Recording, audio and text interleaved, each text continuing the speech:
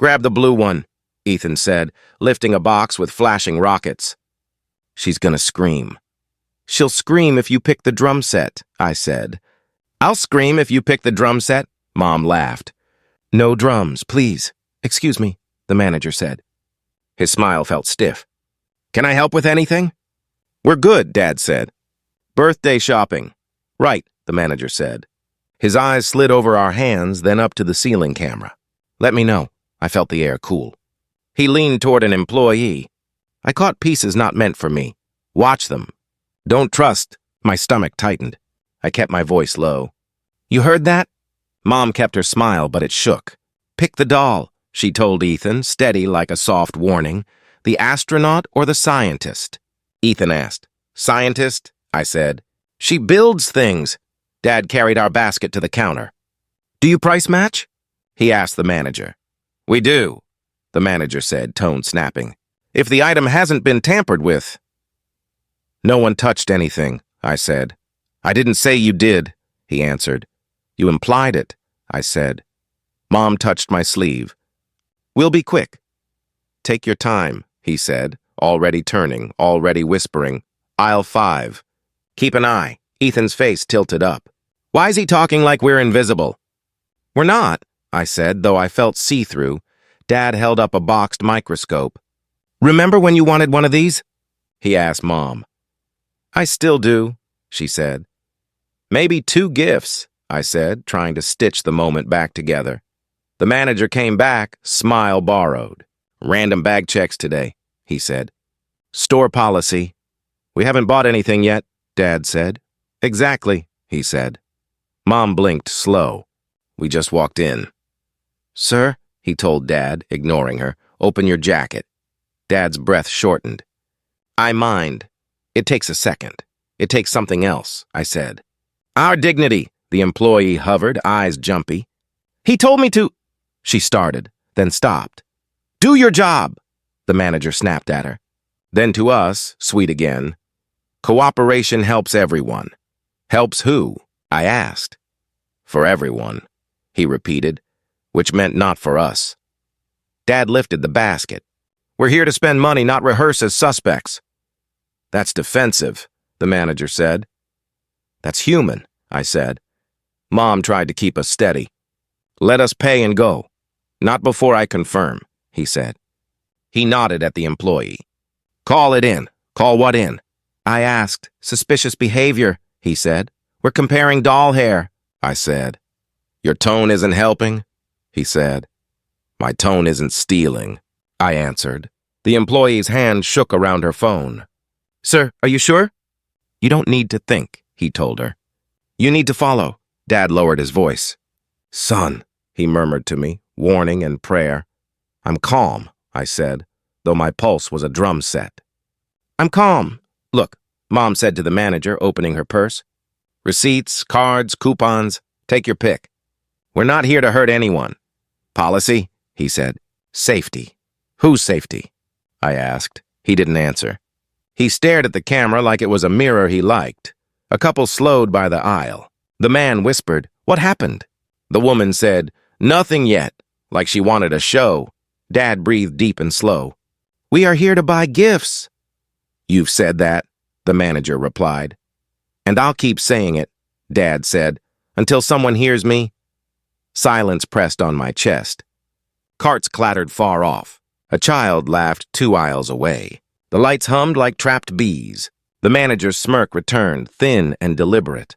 It made my stomach twist. Sir, the employee whispered, maybe we... Enough, he cut in. He pulled out his phone like a key he'd waited to turn. Don't, Mom said. A thin thread of sound. It's routine, he said, eyes on me. No big deal. It's a very big deal, I said. Hello? He said into the phone, voice suddenly crisp. I need officers at... Yes, immediate. Possible theft in progress? Dad closed his eyes for one beat. You know that's a lie. It's a concern, he told Dad, then into the phone. A group. Agitated. Ethan's hand searched for mine. Did we do something wrong? No, I said. We did everything right. We existed. Mom's voice frayed, then held. Please, not in front of my children. It'll be fine if you haven't done anything, he said, the sentence a chain with a ribbon bow. Listen to yourself, I said.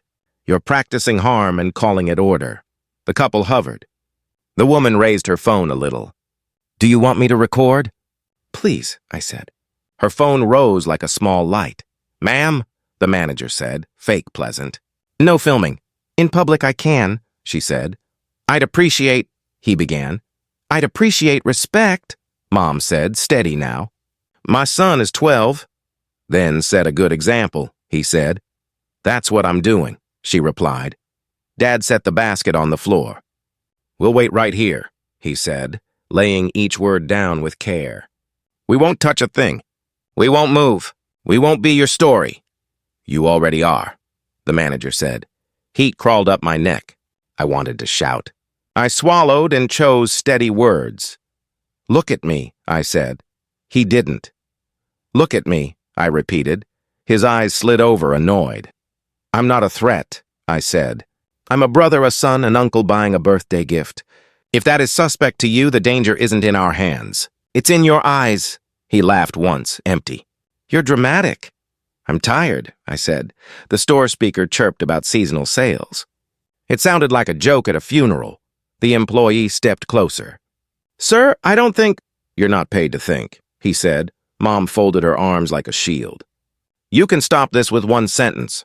I already started it with one, he said. What do you gain? I asked. Control, he said, then changed it. Safety. For who? I asked again. He looked away. A bell chimed near the front. My chest tightened. I thought of my niece's small hands tearing paper. I thought of candles and breath and a wish. Ma'am, the woman with the phone said to Mom, I'm recording. I've got you. Thank you, Dad said. His voice cracked on the last word. He cleared it like a spill. They're on their way, the manager announced, louder now so everyone could hear. He lifted the phone like a flag. I'm calling the police. The sirens grew louder. My chest tightened like the sound was meant for me alone. Why are they here? Ethan whispered. His small hand tugged at my sleeve. We didn't do anything. I couldn't answer. My throat felt like it had shut. The manager raised his voice, making sure every aisle heard. You people always cause trouble. Dad's jaw tightened. We came to buy gifts. Mom's voice cracked. We paid for everything. Look at the receipt. 2 officers walked in. One scanned us up and down like we were already guilty. Did you steal something? The words sliced straight into me. My heart pounded so loud I thought everyone could hear it. Dad lifted the paper in his hand. Check the receipt. Every item is right here. The officer hesitated. He didn't even reach for it, you see? The manager barked. They're defensive. They're hiding something. Mom's voice trembled, but she pushed the words out. We have nothing to hide. Nothing. Whispers rose around us. They probably took something. No, they didn't. Look at the basket. Cops wouldn't be here if nothing happened. The sound of strangers judging me made my skin burn. I stepped forward. Do you even see us as human? The officer looked at me, startled, like I'd spoken out of turn. You walk in here, I said, my voice rising despite Mom's hand on my arm. And the first question you ask is if we stole. Not who we are, not what happened. Just if we stole, calm down, the manager smirked. See? Aggressive, aggressive. That word hit me like a shove. I'm not aggressive, I said, forcing the words slow. I'm tired of being accused. Tired of being treated like my skin is evidence. Dad's voice cut through, low but firm. Take the receipt. Prove us innocent right now. The officer's eyes flicked between us, between the receipt and the manager. He didn't move. Ethan pressed against my side. Are they going to take us? His voice was small, breaking. No, I said, but the word felt thin in my mouth. The whispers grew. Let them go. No, check them. Kids are crying. Just stop this. I clenched my fists. My stomach twisted at the sight of the officer still frozen, not reaching, not deciding. The silence stretched, heavy as a stone. The officer cleared his throat. Let's see that receipt. The words finally came, but too late to erase the scar they left. Step this way, the officer said, motioning Dad toward the corner. Another waved Mom aside. Ethan clung tighter to my arm. "Why are we being split up?" I asked. My voice shook more than I wanted. "Standard procedure," the officer muttered. Dad lifted his chin. "I've worked my whole life," he said, steady as stone. "I won't be treated like a thief," the officer scribbled in his notebook. "Sir, cooperate." "It'll be easier." "Easier for who?" I asked. My stomach twisted. "Policy's policy," the officer replied without looking at me. "Policy or prejudice?" I snapped. The words came out sharper than I planned. He avoided my eyes. That silence screamed louder than his voice. Mom's hands trembled as she spoke. "We're humiliated!" Right here in front of everyone. The manager stood nearby, arms folded, lips curled. "If you've done nothing wrong," he said, "why so defensive?" I felt heat crawl up my neck. His smirk hollowed my chest. Ethan tugged at my sleeve. His whisper broke me in half. "Why do they hate us?" I couldn't answer. The words stuck, heavy and jagged. "Son," Dad called out across the gap, still holding his dignity like a shield. "Stay calm." "We know the truth." "I am calm," I said, but my voice cracked. "I'm just done being blamed." The officer stepped closer. "Watch your tone." "My tone isn't the problem," I said. "Your silence is." Mom's voice quivered but didn't fall. "How much more do you need?" "The receipt." "The proof." "My children's fear right in front of you." The officer turned slightly, pen tapping against his pad, still not meeting my eyes. Dad's voice deepened, calm, fraying. "Enough," he said. The word shook the aisle. "This is not justice." No one spoke after that. Just the cold silence that told me we were still invisible. The video played back on a friend's phone, shaky and grainy but sharp enough to slice through me. My family's voices. The manager's smirk. The officer's silence. It was all there. At dinner, Dad pushed his plate away. "We should forget it. Let it die here." "Forget it?" I said. My fork rattled against the plate. The world already saw. "It's out there." Mom's voice lowered. "Not everything you put out comes back safe." "It's the truth," I said. "Why should truth be hidden?" "Because truth has consequences," Dad answered. "And we live with those." Ethan looked between us, his voice small. "Are they going to come for us?" "No one's coming," I said, though I wasn't sure. The phone buzzed. Messages, calls, voices spilling through the speaker. Good job speaking up. "You're brave." "You sure this is smart?" "Don't stir it up." It could backfire. I felt each one stick to me like notes on my skin, some lifting me, some weighing me down.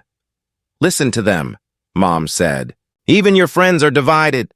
"They're scared," I said. "But I'm more scared of silence." Dad rubbed his forehead. "We're not activists. We're just a family." "Exactly," I said. "And that's why it matters.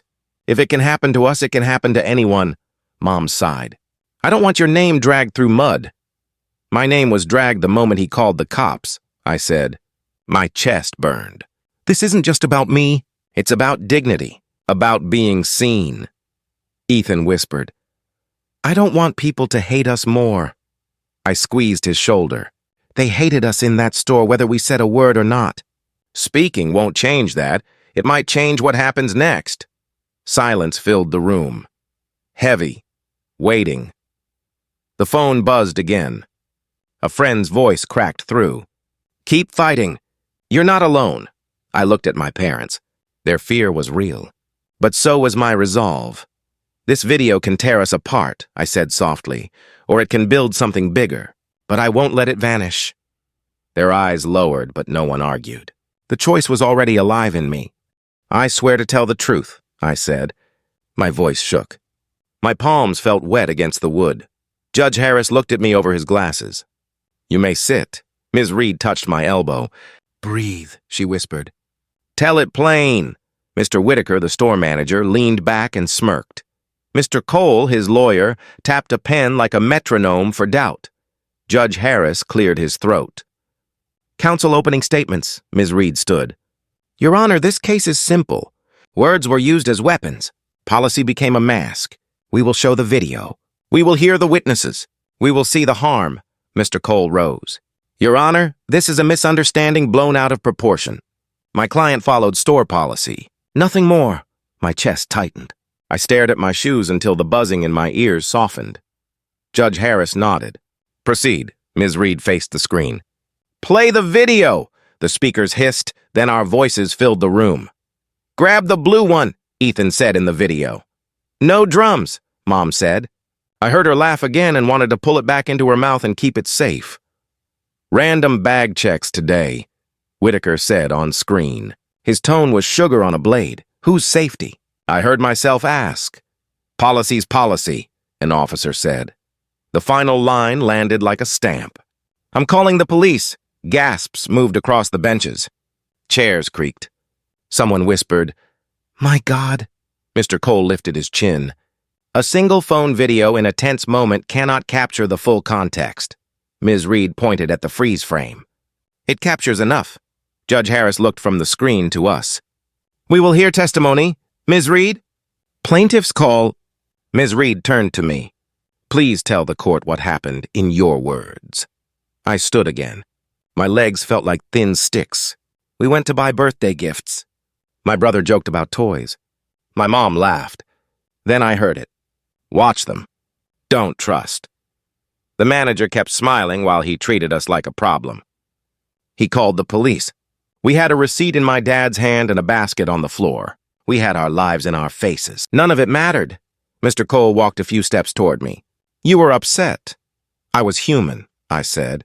You raised your voice. I raised it because I had been erased, I said. A voice is all I had. You challenged the manager, he said. I said to look at me, I answered. I asked him to see a person. You accused the police of bias. I asked if they saw us as human, I said. When the first question is, did you steal? I know what we look like in their eyes. Mr. Cole smoothed his tie. So you admit you were emotional. My existence is not a spreadsheet, I said. I am allowed to feel while I'm being treated like a crime. Ms. Reed stepped in. Do you remember the moment the phone call was made? Yes, I said. He looked at me like the call was a reward. He said, they're agitated. He made our fear into proof against us. What did that feel like? She asked. Like my skin turned into a target, I said. Like I became evidence of nothing. Mr. Cole frowned. Speculation.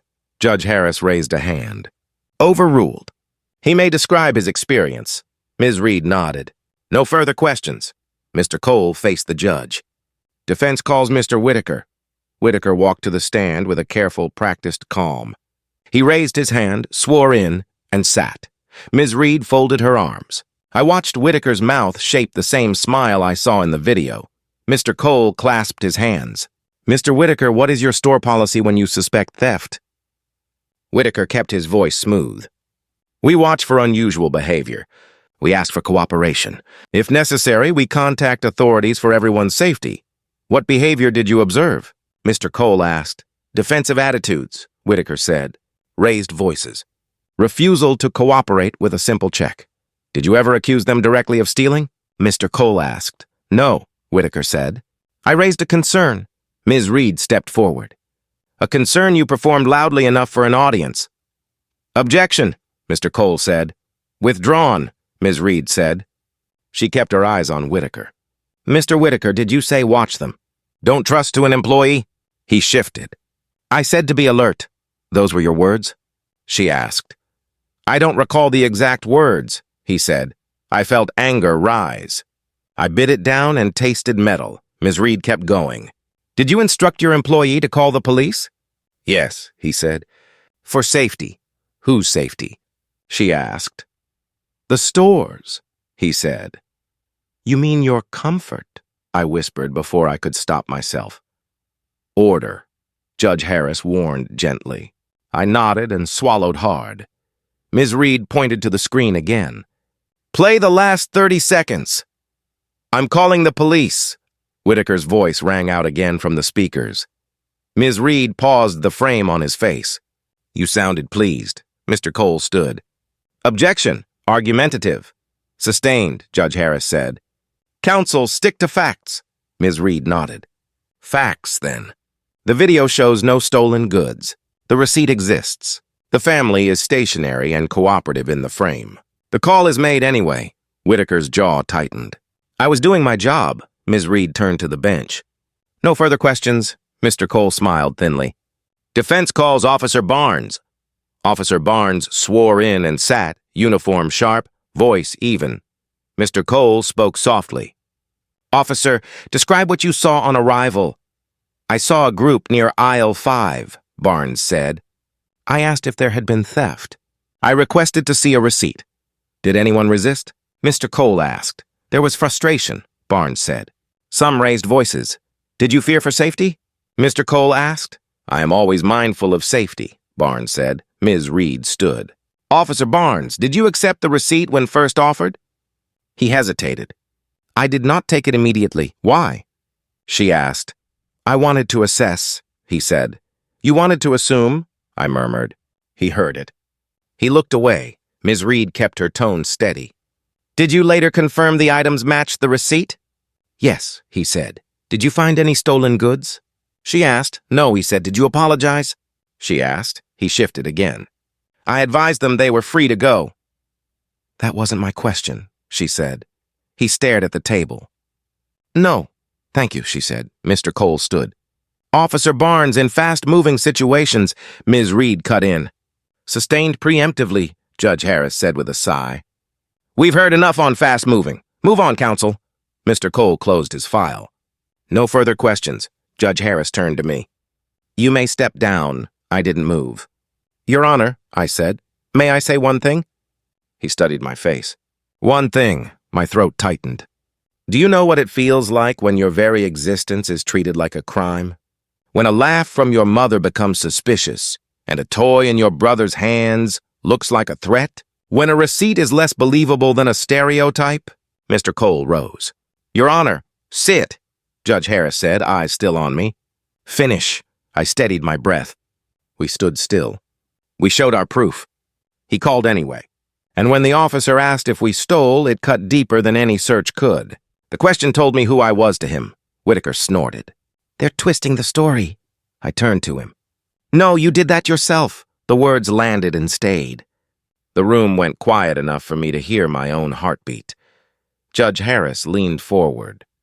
Enough. This court will hear the facts. The facts show a call made without cause, a receipt ignored, and harm done. We will take a recess and return for closings. His gavel touched wood, light but final. Ms. Reed leaned close as the room stirred. You did well. I exhaled for what felt like the first time all day. I told the truth, I said. I just hope it can finally be heard. The courtroom was heavy with air that didn't move. I could hear my own breath. I thought we were finished when the judge said, Next witness. A woman stepped forward, her hands shaking as she swore in. I remembered her face. She worked the register that day. Her voice was quiet. I heard him say it. He told me to watch them because they're black. The whole room froze. That's a lie. Whitaker's voice cracked across the space. His face flushed red. She's making this up. She gripped the stand tighter.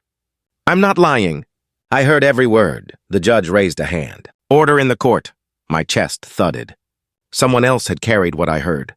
Someone else finally said it out loud. Whitaker leaned forward, shouting. She's just bitter. She's twisting this to save her job. No, she said firmly. I'm saving my soul. I couldn't stay quiet. I caught my mom's eyes. Tears filled them, but she held her head high. When the recess bell rang, the hallway filled with voices. A man with a sign leaned toward me. Your case represents thousands of silent stories. Don't give up. Another voice came from behind. We're with you. This fight matters. My dad whispered.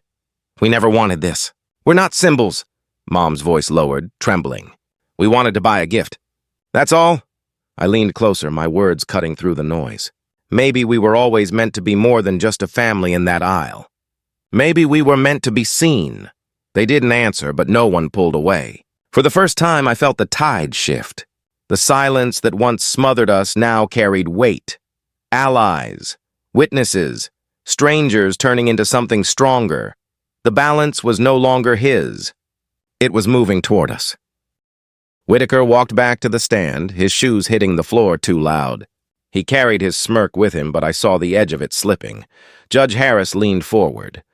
Mr. Whitaker, you've been accused of instructing your staff to target this family. Is that true? Whitaker shifted in his chair. I didn't mean it that way. The judge's voice cut like stone. Then why did you target them? I didn't target... Whitaker's words cracked and his eyes darted around the room. I thought they might cause trouble. On what basis? The judge pressed. Whitaker swallowed hard. Because they don't belong here. Gasps broke out around me. The words echoed like a gavel before it ever struck. My hands gripped the bench. I forced my voice out steady, sharp enough to cut through the air. You never saw us as human. Silence poured into the room. I could hear the hum of the lights, the creak of someone shifting in the gallery. All eyes pressed against me, then back to him. Whitaker's lips trembled. I made a mistake, he stammered, voice breaking. I didn't mean... Dad stood calm like a mountain. His voice carried, low but unshakable. Your mistake wasn't a slip of words. Your mistake was believing you could strip us of dignity and walk away clean. Whitaker's face collapsed under the weight of those words. His arrogance drained out, leaving only fear. I was wrong, he said, almost pleading. The murmurs rose across the courtroom, voices of disbelief, of anger, of something finally breaking open. I held his eyes one last time. You can't undo what you revealed. The truth already left your mouth. The judge struck his gavel. Order, but the tide had already turned. For the first time I felt it, power no longer in his hands, but in ours. On the charge of discrimination, Judge Harris said, his gavel ready above the block, this court finds the defendant guilty. The wood cracked. The sound rattled through my bones. Mom's hand found mine. Dad closed his eyes just for a second. Ethan whispered, "Did we win?" But the judge's voice was still echoing in my head, filling every corner. Outside, the air buzzed. Reporters pushed forward, microphones stretched like spears. What do you want to say to the community? Do you feel vindicated? Are you satisfied with this verdict? I held my breath. My words weren't ready. Chants broke through the questions. Activists raised signs, their voices steady. Justice for all. Justice for all! Dad's voice cut through quietly, just for us. We stand together. That's all we need to say right now. A camera flash blinded me for a second. My chest thudded. For a moment, I wanted to disappear. Then I remembered the video that had exposed it all. We had already been seen. Reporters leaned closer. Do you have a message for the store manager? No, I said. My voice came out calm, sharper than I meant. He already gave his message. The world heard it. The crowd stirred. People nodded. Some clapped, then I saw them, the officers from that night. Barnes walked slowly, his face unreadable. My pulse kicked. Why are they here? Ethan whispered, pressing against me. I wanted to tell him not to worry, but the truth lodged in my throat. Barnes stopped in front of Dad. His hand rose in a salute. Not quick, not forced. A real one. The second officer followed, his hand trembling as he saluted me. I froze. My heart hammered so hard I thought my chest would crack. For a moment, I wasn't sure if it was respect or guilt. But the crowd went silent. Even the reporters lowered their microphones. Dad nodded once, his face calm but heavy. Thank you, he said softly. The officer's eyes flickered down, then back up. He didn't speak. He didn't have to. The silence carried more weight than any apology could. Ethan tugged my sleeve. Does this mean we won? I bent down to him, my voice barely above a whisper. It means they can't ignore us anymore. The chant started again, louder this time. Justice for all. Justice for all! But inside me, it wasn't the noise that stayed. It was the silence. Finally, a silence that felt like respect.